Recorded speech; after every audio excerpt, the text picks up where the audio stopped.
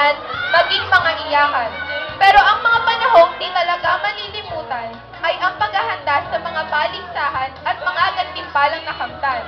Unang sabak sa buwan ng July, bidang-bida ang mga prutas at gulay. Buena mano sa buwan ng nutrisyon, sa Healthy Aerobics kami ay nag-champion.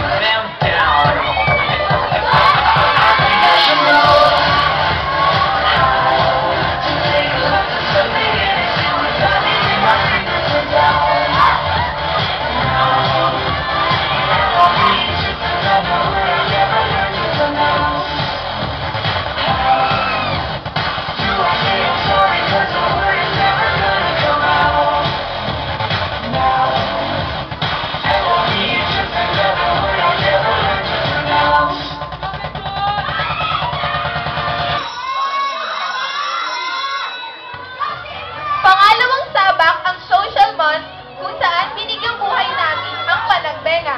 Pagkamalikhain namin ay talagang lumabas sa mga indak ng bawat tunog at kumpas. Isang di malilimutang pagkapanalo, first runner-up aming natamo.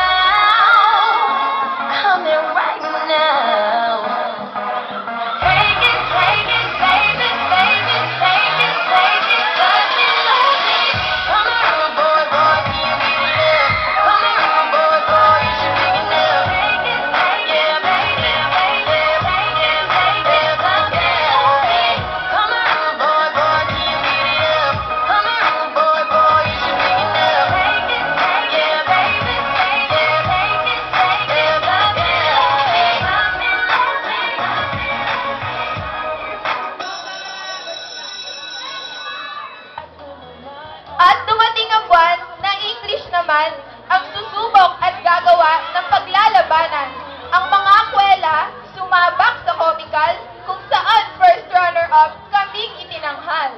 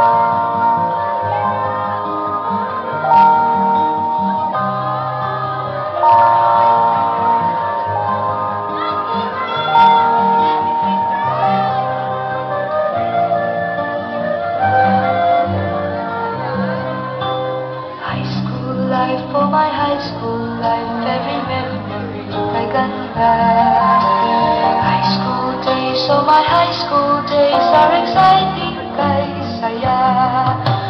There are times when problema ka kung ang homework left undone.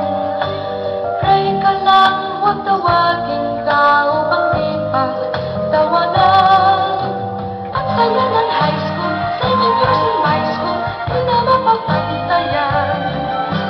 Chapter na ng buhay, na tadyang magkulay, alala kailanman.